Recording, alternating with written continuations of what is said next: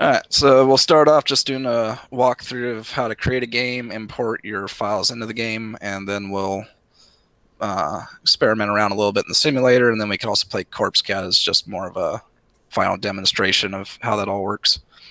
I want to start by saying I currently only have a free account, so I'm not familiar with all the fancy stuff you can do in Tabletopia, like they have sound options, 3D object options. Also, I've not yet gotten to the point of putting anything published to the public. So I haven't gotten that far as that option in Tabletopia either. So far, everything I've done is just play testing with friends. Well, why don't we start with, who are you? Nah, that's not important. My name's Greg Miller. I've been part of CGDC for 2 years, ever since Matt convinced me to go to the conference 2 years ago. I make board games as a hobby. Been doing that for, I don't know, probably 15 years or so. And recently had one that finished on Kickstarter, but that was just a very small one because, again, I just do it as a hobby. Donnie, you want to explain your game? Yeah, I'm Donnie Chase. I've been involved with the conference for, I think this is year 2, actually. Yeah, it's about 2 years. I played around with Tabletopia pretty much this year and kind of fumbling through uploading a game. Everything I've done up to this point, like Greg, has kind of been with a free account, working with importing cards, different decks, and then also playing with tokens and dice as well. So trying to import just kind of different assets and see how that works. Again, like Greg, haven't dealt with the more 3D objects and sound and things like that, but enough to have a working understanding of how to import and set up a game on Tabletopia. All right. Whoever wants to take it away, go ahead. All right, I'll share my screen.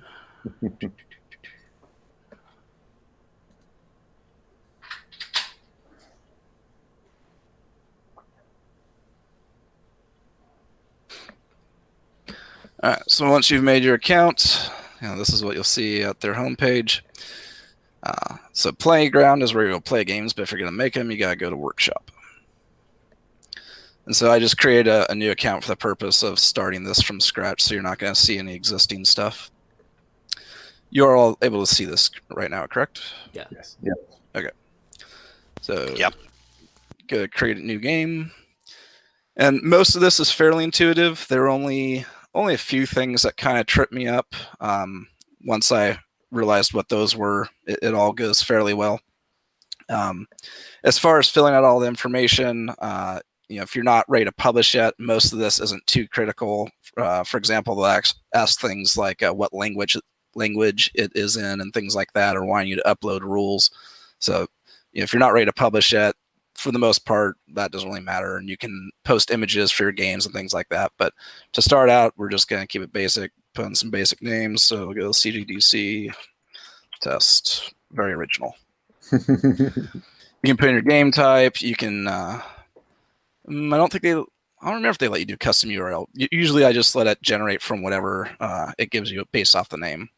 You do need unique names for things, though. If you put something too generic, they'll tell you it already exists. Let's see. So not going to bother with any of the images and such for this, but again, if you want to move toward publishing, you're going to need to fill all that out. But to get started, pretty much you just need to name it. Accept the terms.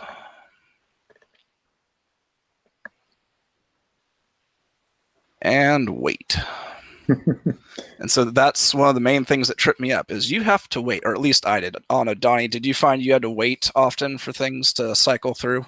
Yeah, and I kind of appreciated that, though, because a lot of that was they're basically approving that your image is okay and appropriate for the site, kind of on the fly.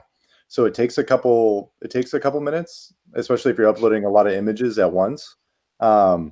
But I did kind of appreciate that they were able to set that up in such a way that you wait a couple minutes and then boom, you're approved. So you don't have to. It's not a long process, Yeah, so we'll come back to having to wait for things once I've created some stuff, because that was one of the things that confused me initially. Is like, I made things, why can't I use them yet? Mm-hmm. All right, so once you've created the shell of your game, you're gonna want to create basically your organizational system. So before I get any of this, I'm just gonna jump straight to objects, because objects are where you're actually building stuff. So inside here, you see the name for my game. That's just a folder. Go into the folder. And then I'm going to want to create more folders just as a means of organization. So I would recommend for every card deck you want, or every card deck you have, you'll want a group. For every game type piece, you'll want a group. So, if you're going to have meeples or dice or something like that, I'd have a group for each of those, not for each object, but for each type of object. So for the test, I'll do, I think, just a couple decks of cards. So first, I'll create my group. Let's see. I think I'm going to use, for my example, a game I'm making where I have a villain. So we go to the villain deck. And you wait. So you can see where it's giving me the address. So I don't want to create something now inside the villain deck. I'll go back out to the main one and create my next deck. Oops, sorry, that's not what I want. That was to create an object. I want to create another group. For this one, I'll call this dungeon cards. Or dungeon deck, since that's right there.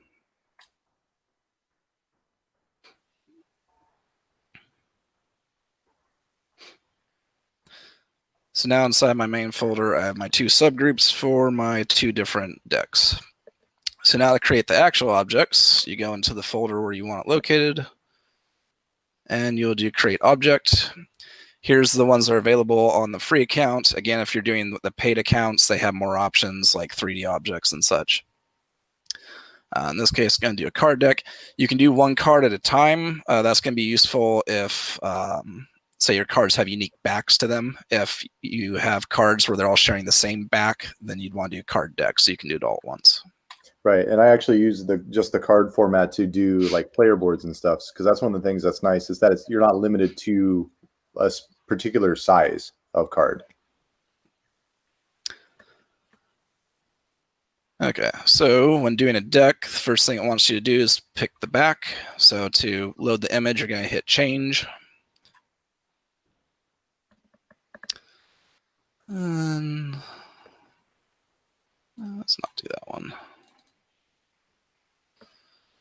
So for my villain, we'll go with this. All right, my villain or dungeon? Dungeon. So we'll go with this.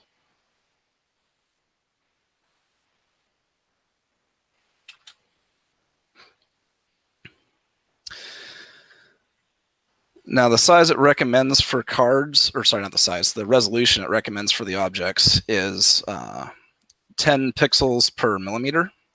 Or if you want English system, it'd be 254 pixels per inch. However, I've noticed that causes the images to be very grainy. Did you have the same issue with that, Donnie?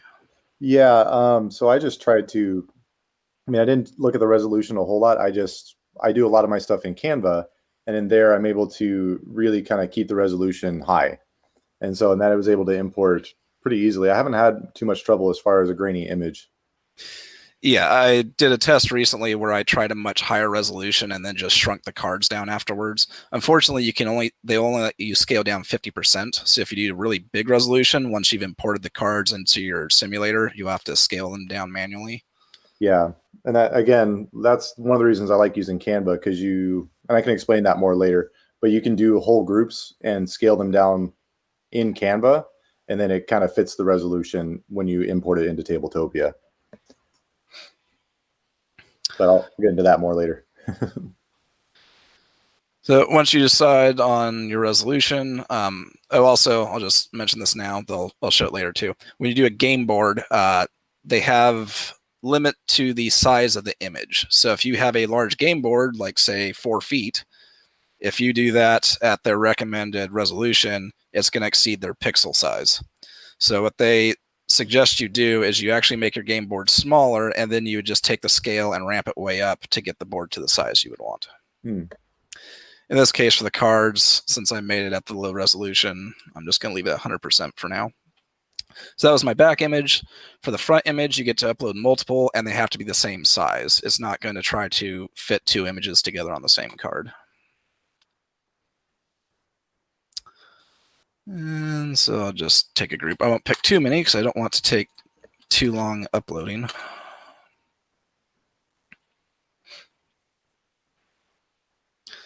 All right, so there it shows the 5 I selected. When you're done, you hit publish. And this is one of the things that confuse me, because when I think publish, I think release to the public and let people have at it with their comments. That's not what it means, because at no point have I said my game is going to be public yet. And actually, to make your game public, they have a submittal process. So when you hit publish, it's basically you're saying you're done working on it, you're saving it, you're ready to put it in the simulator. It's not releasing to the public. But when you click on it, you'll get this that comes up talking about Creative Commons license. Again, if you're not ready to release to the public, you don't need to worry about it. Just hit OK.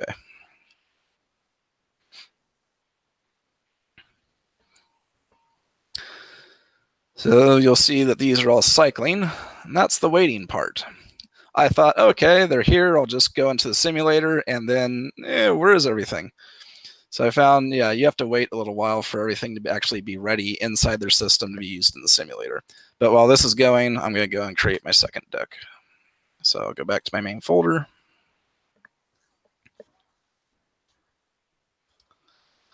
That was the dungeon deck. Now we'll do the villain deck. Create object, card deck.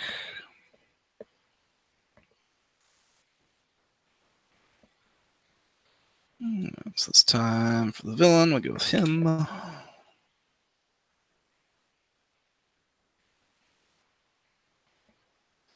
And I'll just pick a few cards.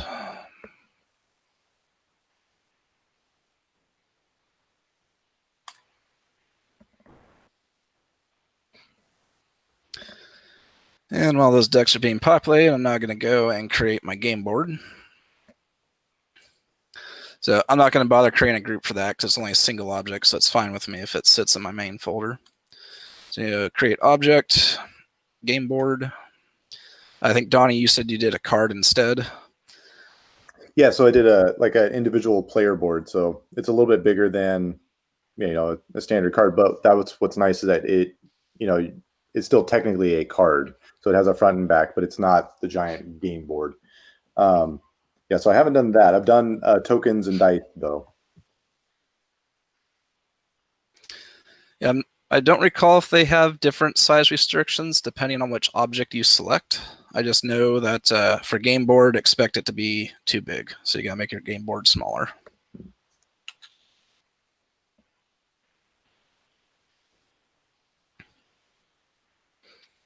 Wait for it to upload.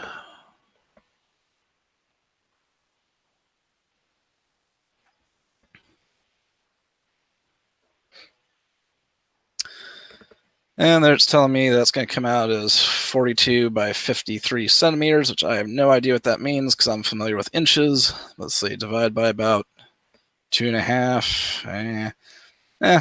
We'll make it bigger. So I'll bump it up to 150. Oh, so you notice it didn't fill out my name for me. If I go and hit save,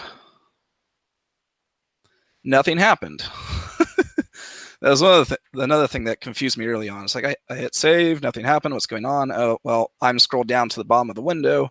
So I didn't notice that it's wanting me to fill out the name, which is kind of weird because it's a grayed out field. But for an individual object, you need to put in an individual name. When you're uploading a group, such as with the card deck, it does it for you. When it's an individual object, you have to pick your own. So CGDC chessboard.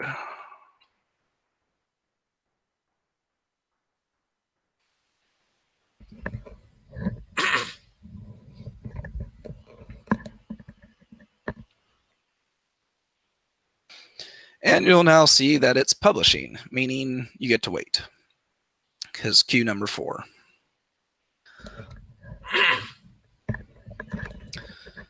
So while we wait for that, hopefully it won't take too long.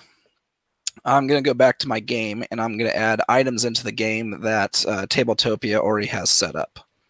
So for example, if you need things like dice that aren't going to be custom, actually published pretty quickly there. If you need things that don't have to be custom, such as dice, they already have several available, and you just have to place them inside your game. So I'm going to go back to the workshop, go back to my game, and now I'm going to create a setup for the game. With the free account, you're allowed to create 2 setups. So in one example, I actually used 2 completely different games, but you can do with that whatever you want. Whether you want 2 different setups of rules or cards or however you do it, the game's not really keeping track. The game just creates 2 separate environments, and you put whatever you want into the environments. So again, they have a lot of information you can fill out if you want. For most of it, you don't really need it. I think you do need a setup name. So go CGDC setup 1.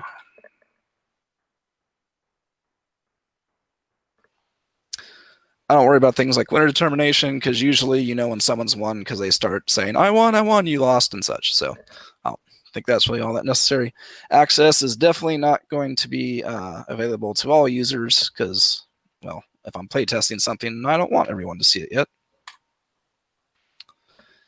And now there's the option to bring in objects. So they have what they call featured objects, which are their already created things like dice and meeples and such.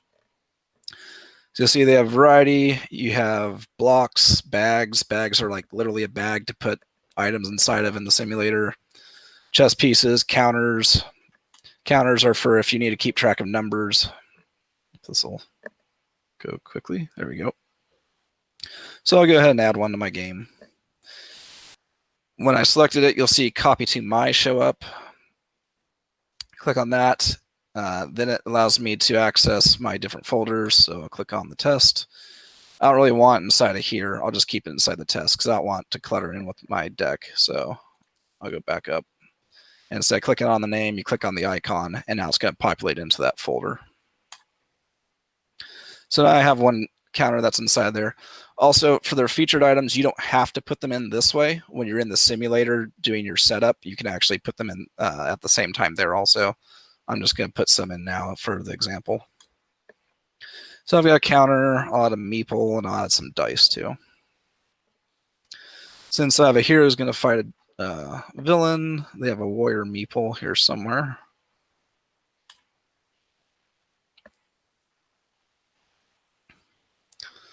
So you got aliens, bridges, dragons, trains, all sorts of things. Warriors. And I like green, so we're going with green.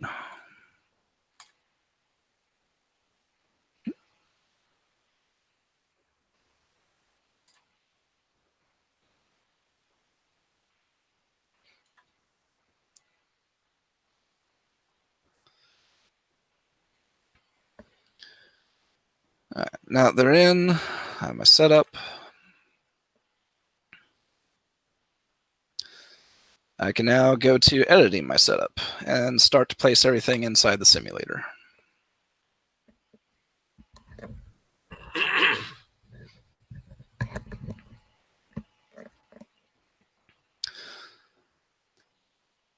So this particular simulator, it's not a very robust physics engine. When you roll dice, you don't actually roll dice. Instead, you tell the computer to do a function to generate a random number. The dice moves around, but it doesn't really move. Same thing like with stacking cards. You can move cards around, but you can't throw them across the board. You can drop objects, but they fall very nicely unless they happen to land awkwardly on another object. So it's not quite a physics simulator. It's just the bare basics you need to be able to play a board game. So you'll see down here, I have the different folders I created along with my game board, my object I brought in, and I wonder what happened to, my warrior didn't show up. That's okay. You can get them from elsewhere. So up here you have your navigation where I can go back into my different folders. So if I go into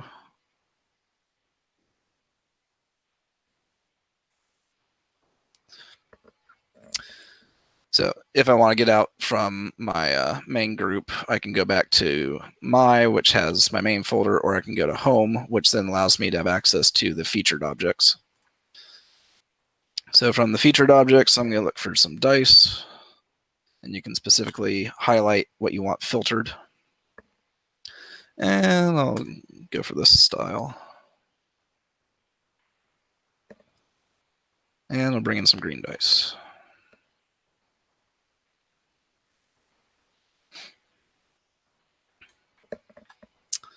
And then to go back, I'll go to home, go to my,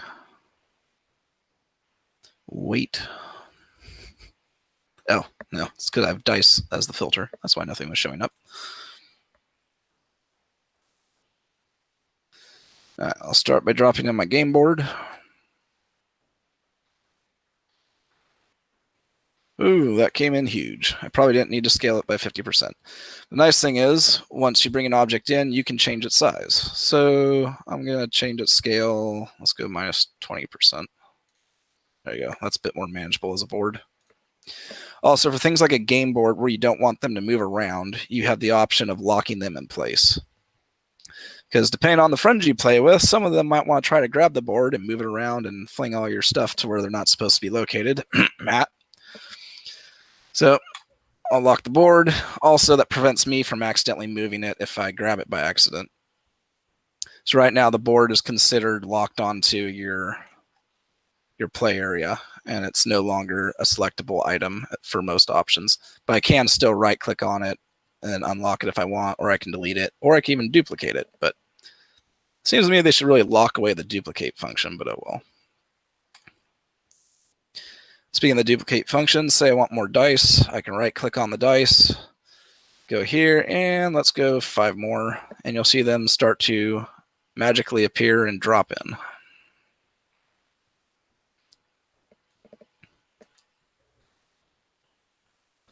And speaking of the physics engine, you can do things. Oh, no, didn't quite get there. Yeah, you do things that kind of defy gravity a little bit. So people have fun finding different ways to stack things and watch them tumble. I'll now bring in my decks that I created. To bring in the whole deck, you just grab the whole folder, drag it over, and it'll place on the board everything that's in the folder. So that's one deck, and here's my other deck. It placed all the cards face up. If you ever want to flip them over, you can left click to select. You can hit then the F key to flip them. Or you can right click on the object, try that again, and click flip from that option.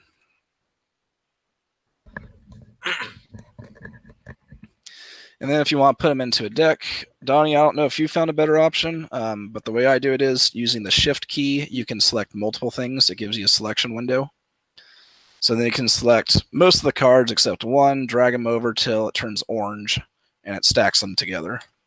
Yeah, that's the same thing I do. Okay. Once it's together in a deck, if you try to grab one or try to grab the deck, it's only going to grab one card at a time, unless you double click, and then you can move the whole deck together. Or you can use the shift to highlight the whole deck. And then when you go and flip it, it's going to flip the entire deck. Now that they're together, you have the option of shuffling them. You have the option of take. Take is it goes into your hand. Your hand you'll see at the bottom of your screen. So if I do take 2, oops, got that wrong. Draw, sorry, draw takes them into your hand. I always get that one backwards. Take places them on the board, as you just obviously saw. And I don't think it's available unless you're in the test. Right now I'm in the setup. When you're in the test, you have the option of dealing cards to people. So if I say did deal 3, it would put 3 cards in everybody's hand. Yeah, that's something that you need to be aware of, because I had that same trouble when I went into like, oh, I'm just going to play around. I was in the edit room. I'm like, well, I don't have a hand. How does this work? But yeah, you have to actually be in the live game. Yeah, there are a few other options that you won't see till you get into live game, such as you'll see an option to restrict the gameplay. say maybe you have one of those people who likes to take cards and move them where they don't belong. You can actually restrict the gameplay so that you don't get to touch anything unless it's your turn. So I'll stack these into a deck. Flip that over. Oh, I haven't put my counter on the board.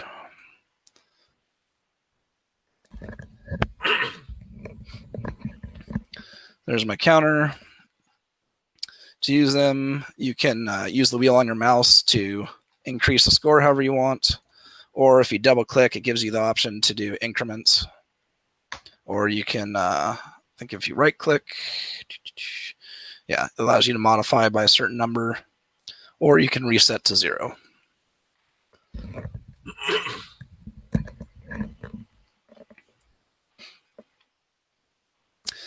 I mentioned before that the cards come out a little bit grainy. So these are cards that I set at the 10 pixels per millimeter. If you zoom way in with the board, you can read them, and you can tell that the image is a little bit blurry. Most of the time, you might not want to always be zooming in that far, especially depending on the game. But if you go to a particular item and double click, it'll zoom the card to most of the extent of the screen. And here, depending on the resolution by our streaming program, the image is quite blurry. Whereas if I bring in a different image that I had made a higher resolution, Donnie talked about this before, and I just tested it recently. If you start out with a much higher resolution and then just scale your cards down inside the simulator, they'll look much cleaner without all the blur on everything.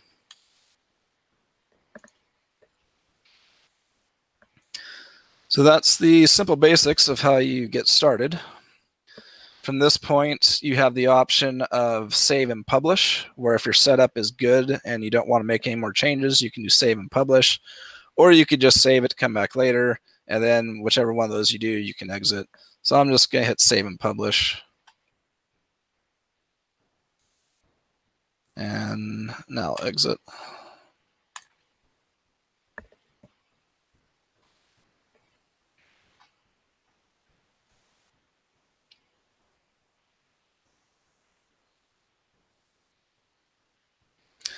And you'll see that's now publishing.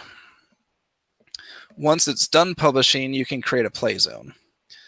The setup itself, you can create a link to send to friends, and you can play it through that. But I find creating the play zone is better, because that way I can actually create a link for a room. By creating a link for a room, anyone can actually create the room, and then that person who creates the room gets a link to invite other people to the room. So if, say, I wanted to let Donnie play my game when I'm not around, I could give him the link to the play zone, he could create the room, and then he can invite whoever he wants, and they can play completely independent of me. So to create that, you just need your setup ready, which this is still publishing, so I don't think it's going to let me because that's not finished yet. But you can regulate it to Tabletopia users, or if you don't want to, you can let anybody and everybody play it so long as they get the link. You can switch to everyone. And you can put in a description if you want. Yeah, I don't think it's going to let me, but...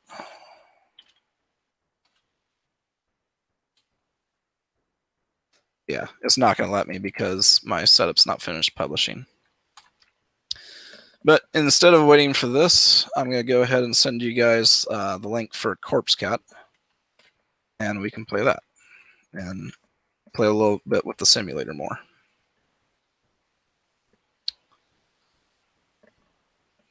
So I'm going to stop sharing for just a second, post the link.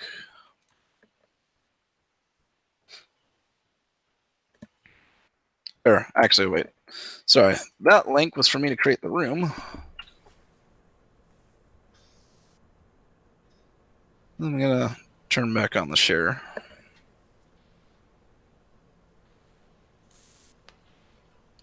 There we go. So when you follow the link from your... when you follow the link that the play zone gives you, it'll allow you to create a room, and then from the room, you get a link to invite other people. So that's this right here. So number of players, there's currently 4 of us, so I'm just going to leave it at 4.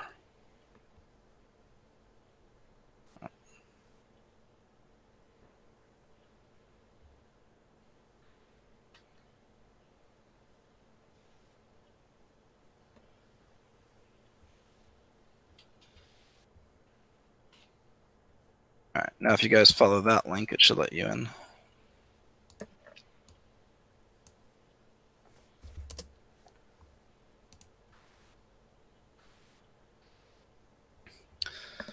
Another advantage to doing a room instead of just doing the test from your setup is when you do a test in your setup, it randomly generates people's names unless they have a Tabletopia account. So if you're just inviting friends to randomly play your game, everyone's labeled as just a mixture of letters for their name, and you don't know who anybody is. So that was confusing sometimes. I'd be like, Dan, go, and Dan's saying it's not my turn. Like, oh, you aren't XK479. No, I'm whatever. By doing the room, you can all put in your own names, and it's much easier to keep track of people.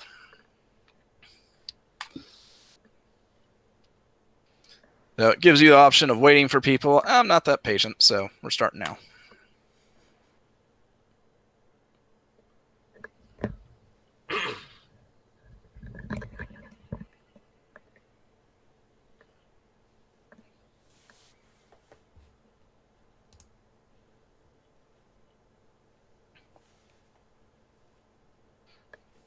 Now, when you're in the setup, you automatically get to grab whatever you want.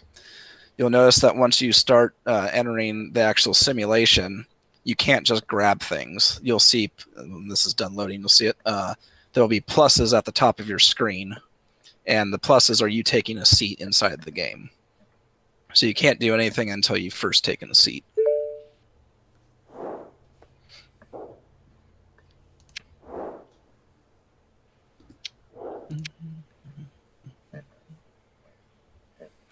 Also, you might notice sounds where it seems like someone's breathing heavily next to you.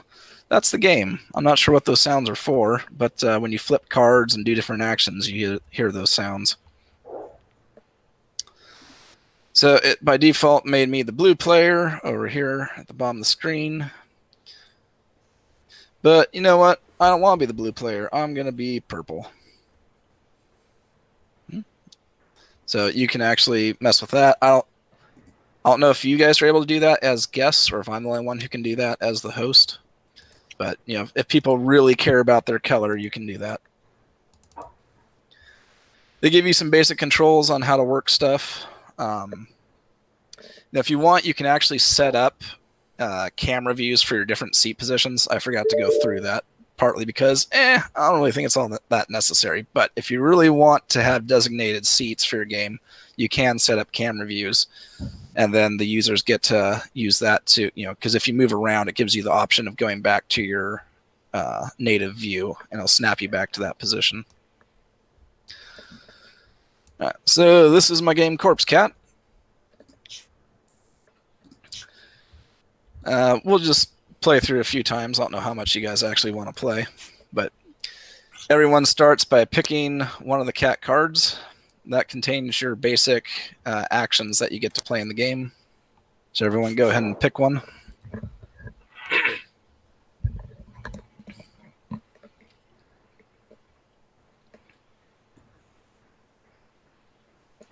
Matt, I expect you to play as your cat. Yeah, I paid good money for this. I'm going to play as Cuddles. But Cuddles is turned the wrong way, so I can right-click and rotate him. Yep. Rotate them the wrong direction.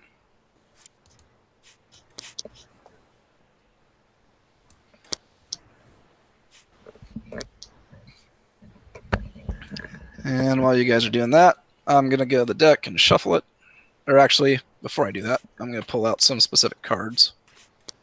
So you notice with the physics engine, you can stack things a little bit weird. Doesn't really make sense, but it's the basics of all you need to play the game.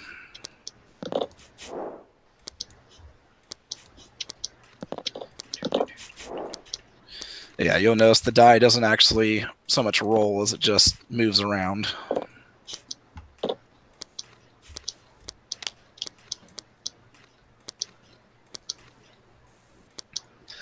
All right, the way the game works, you're trying to keep your cat alive while killing off everyone else's cat. On your turn, you're going to roll a dice, and then depending on what you roll, you'll look at your chart for your cat card, and that'll tell you the action you get to take on your turn.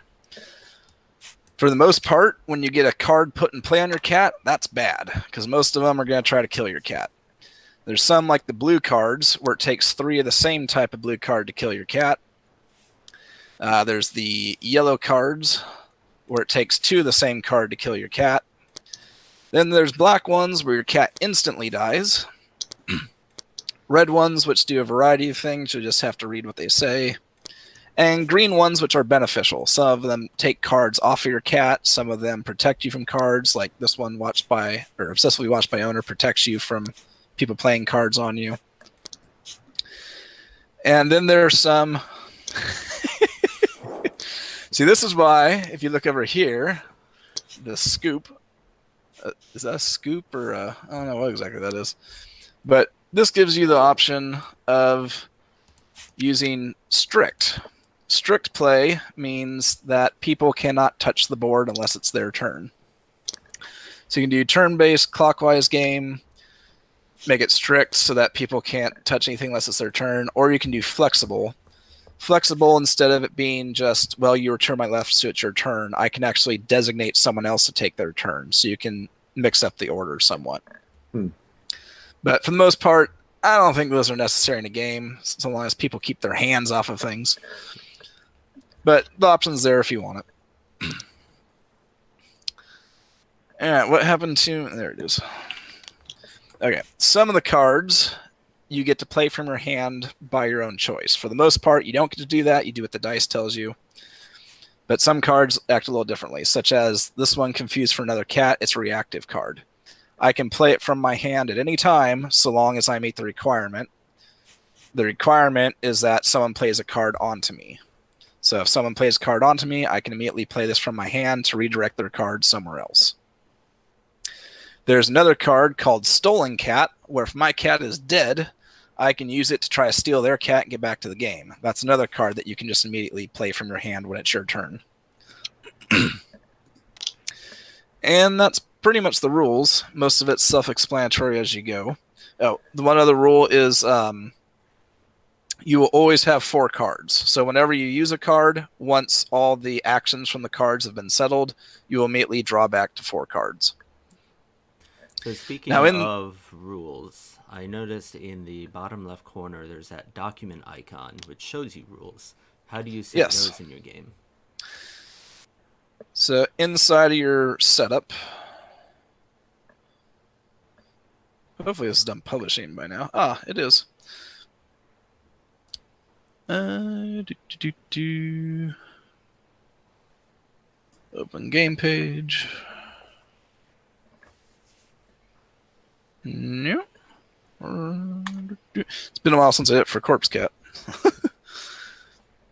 There you go. So go to edit to your game. Go all the way to the bottom, and it has add rules option.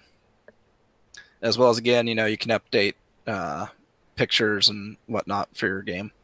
But yeah, you can do the add rules. So then inside of here, you can click on it, and it will display the rules for you.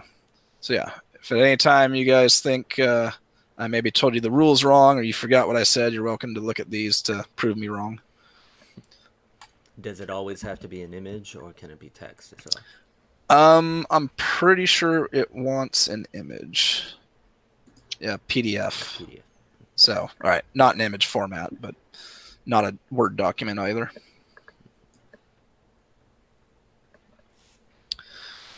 All right, if your cat dies, you will take your cat card and flip it over to see your poor cat's tombstone. But you get to keep playing the game. The rules will act pretty much the same, except for options 1 and 2 are a little bit different. And at that point, you just play for spite. You didn't get to win, but you can at least decide who else doesn't get to win.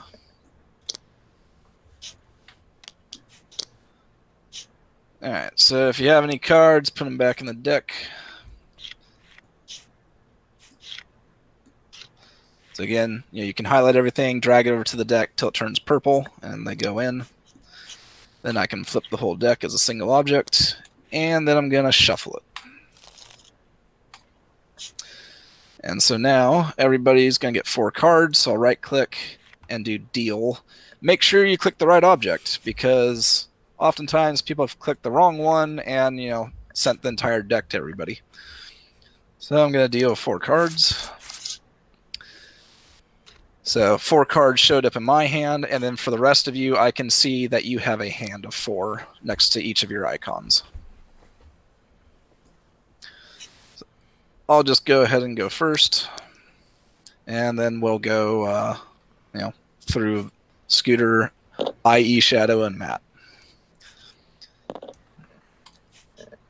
So roll the dice, right-click on it, click on roll. You do not get to use set 2. That would be cheating. Click on roll. I got a 6. So now I look at my chart, or I can double-click on it to zoom to it. 6 is play a card from your hand onto an opponent to your immediate right or left. So in this case, whoever is Sherbert, or Rainbow Sherbert, and Grizzly, you're to my right or left, so you're my targets. Grizzy. Sorry, Grizzy. So then to play a card, I just drag and drop from my hand onto the board. So I'm going to say, Matt, you contracted mange. Joy.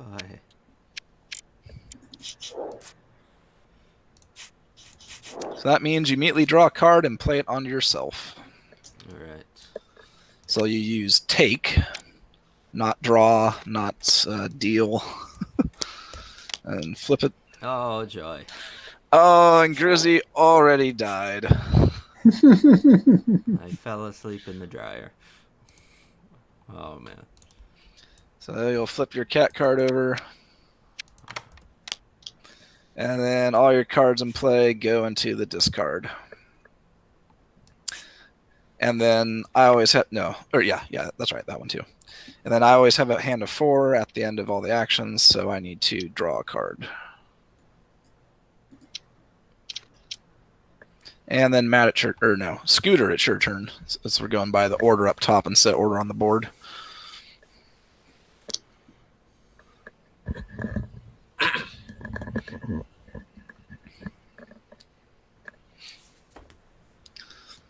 So red player, roll the dice.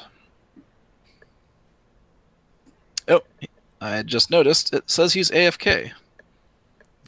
Yellow player. All right, I'll go.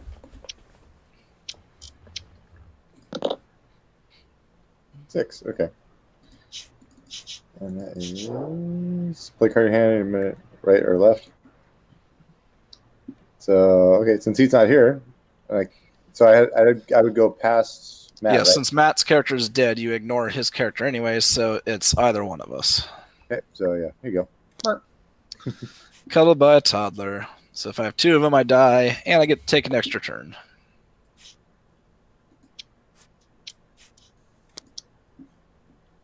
And I draw a card.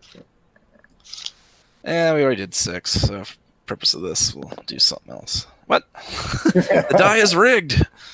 Oh, man. What? What? Hold on, someone... there shouldn't be an option to lock its value. That wouldn't make any sense. Oh, there you go. Yeah, it's fine. Alright, just statistical improbability there. Yep. What? We rolled it at the same time. Alright, there we go. It's finally You gotta shake off the 6. 6s out of there. Yeah.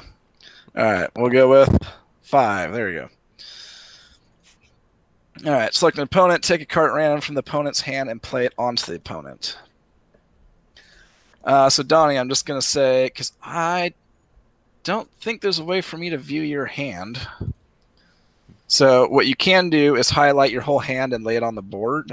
But you need to flip them first to make sure I don't see them. Oh, so they have to be face down? Okay. And then you can do select all by right-clicking and hitting select all. Copy that. So right-click, select all.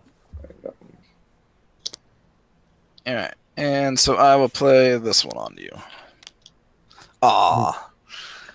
Nothing, because when it gets put into play, it's just discarded.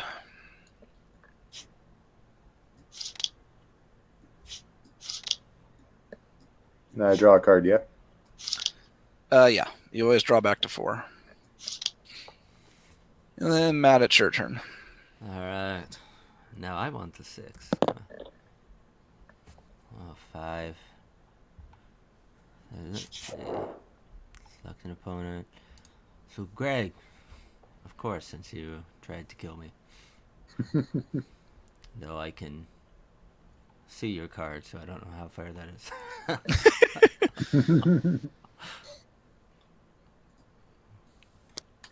Alright, so I'll pretend I can't see the cards, and I'm going to give you this one. Well, you should have known what they were once I flipped them. I don't know.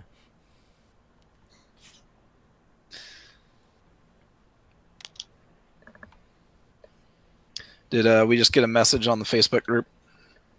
No, it's fine. I'll monitor it. Okay. Alright, and I draw back to 4. And then it's my turn. 4. Select an opponent, draw a card from the deck, and play it onto the opponent. I pick Donnie since he's the only one to target. So Donnie gets... nothing. And then Donnie, it's your turn. So 4, same thing. Yep.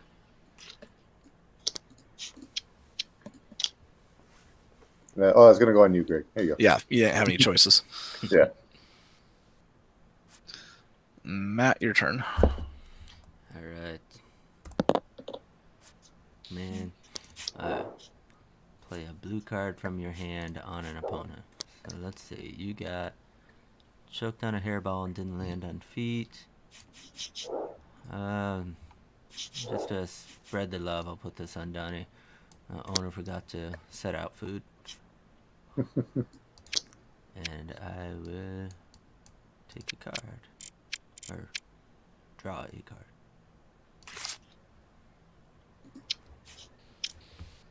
Alright, so, that shows you pretty much the basics of the simulator, unless there's something in particular you guys want highlighted. Is there an easy way to reset the board in the same room? Yes. So, I'm guessing only the host can see this. But when you go to the Tabletopia icon, click on it, you can then just hit restart. And everything will go back to its beginning. Which is good for when certain people have thrown your cards everywhere.